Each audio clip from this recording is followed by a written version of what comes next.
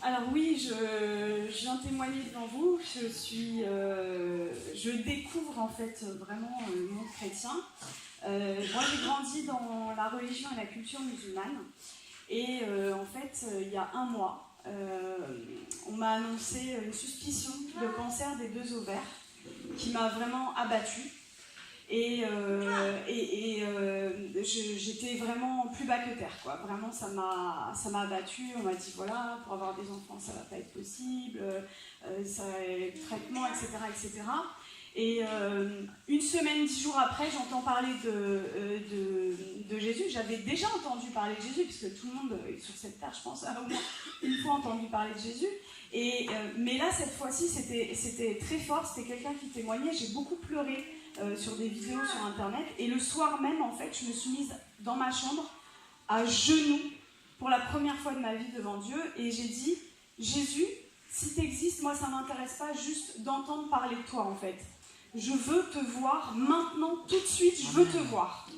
Et je veux te voir d'une façon que plus jamais je puisse douter de toi. C'est vraiment ma prière, du plus fond de mon cœur, du plus profond de mon cœur. Et il est venu en fait. Il est venu et en fait, si vous voulez, dans ses yeux sont pas comme les nôtres, c'est-à-dire qu'il y a tous les univers à l'intérieur. Et il m'a transpercé en fait en plein cœur avec son amour.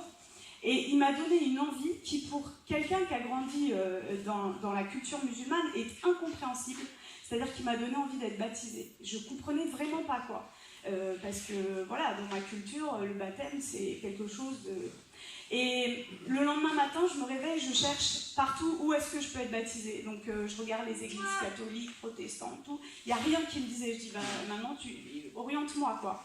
Et donc, j'ai rencontré Jésus le 11 juillet. Le 13 juillet, j'étais baptisée. Amen. Et le soir même, je me retrouve dans ma chambre. Et en fait, juste pour vous dire, j'avais des douleurs depuis 4 ans, tous les jours. Tous les jours, j'avais mal, en fait. Et le soir même, je me retrouve dans mon lit.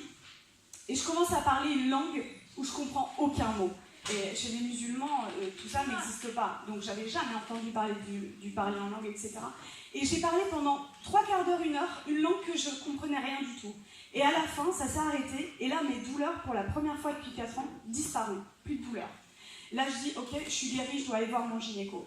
Mardi 17 juillet, c'est-à-dire il y a 2-3 semaines, quoi. Je vais voir mon gynéco.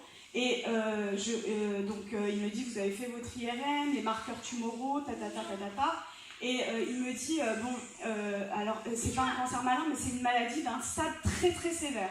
On va opérer, etc.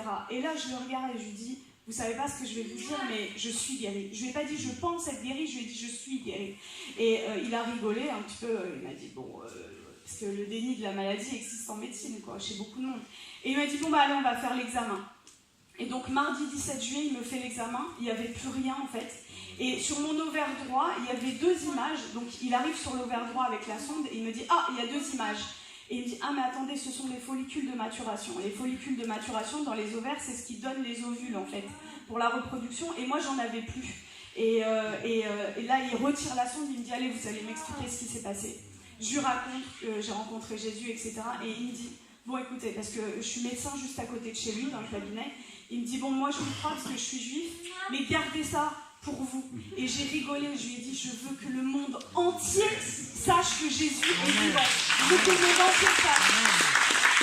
Et comme disait André, je suis médecin psychiatre et addictologue, donc je m'occupe des gens qui vont pas bien, quoi. Et ma pratique, en fait, c'est pas qu'elle a changé, elle a été bouleversée au cabinet, et en fait, il se passe des délivrances, des guérisons, mais incroyables. C'est-à-dire qu'avant, je pratiquais mon métier, je consolais les gens, je prescrivais des traitements, etc. Et je renie pas du tout, j'ai fait 13 ans d'études, je renie pas du tout ça. Mais aujourd'hui, j'ai une clé, en fait, et je vois des délivrances, mais j'aurais même pas pensé possible, en fait. Le Seigneur, en fait, à la fin de mes études, moi j'ai dit, je veux plus travailler à l'hôpital, c'est cabinet seulement. Et le Seigneur, là, depuis que j'ai été baptisée, m'a ramenée à l'hôpital. Et je vais juste vous raconter, parce qu'en fait, c'est ce que je voudrais vraiment, mon message, c'est que la vie chrétienne, c'est des miracles et des prodiges de Dieu tous les jours en fait. C'est ça la vie chrétienne normale et c'est ce que vous devriez tous vivre. Et si moi, avec ma famille, voilà, ils sont musulmans, c'est pas facile, mais si moi, en tant que médecin, en tant que musulmane, je prends le risque de parler de Jésus au moins 20, 30 fois dans la journée à des gens que je connais pas dans la rue, je vous encourage vraiment à le faire. Parce que c'est comme ça que le feu de Dieu augmente en fait en vous. Et je vais juste vous raconter en fait ma dernière garde à l'hôpital, dimanche, pas qui vient de passer, mais celui d'avant. Les infirmiers, ils n'y croyaient pas en fait. C'est-à-dire qu'on a passé une nuit blanche et il y a eu miracle sur miracle, sur miracle, sur miracle. Et je vous raconte juste un des cas, parce qu'il faut bien que je choisisse. Une jeune femme, 2e année de droit, qui arrive amenée par ses parents, en fait, mutique. Ça fait une semaine, elle n'a pas dit un mot, mutisme. Et l'infirmier vient me voir, on a passé une nuit difficile, parce qu'il y a eu beaucoup de cas, et il vient, il me dit, bon, bah, tu vas voir, ça va être hyper facile, je viens de passer 1 heure avec elle, elle m'a pas sorti un mot. Et moi, dans mon cœur, je dis, mais c'est pas le projet de Jésus. Et j'arrive dans la chambre, je lui dis bonjour, je lui présente ma main pour lui serrer la main, et là, elle ne répond pas. Et intérieurement, je fais une prière de délivrance au nom de Jésus.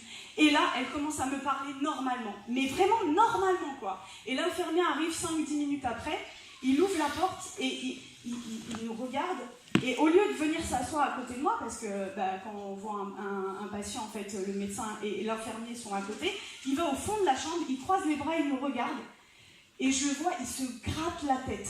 Il n'y croyait pas. Et toute la nuit, ils ont vu ça. Et ils m'ont dit, mais qu'est-ce qui se passe en fait? Qu'est-ce qui se passe? Et tous les jours, je vois ça. Et juste pour terminer, vous avez l'antidote. Jésus est l'antidote. Vous avez un antidote. Le monde entier a le poison. Qu'est-ce que le poison? C'est de ne pas connaître Jésus. Ne gardez pas votre antidote pour vous. Partagez-le. C'est limite, je vais utiliser un terme médical, non-assistance à personne en danger. De voir des gens malades, des gens pas bien, et vous passez, et vous avez l'antidote. Ne gardez pas l'antidote, partagez-le, c'est ce que le Seigneur veut, quoi. Voilà. Merci, hein.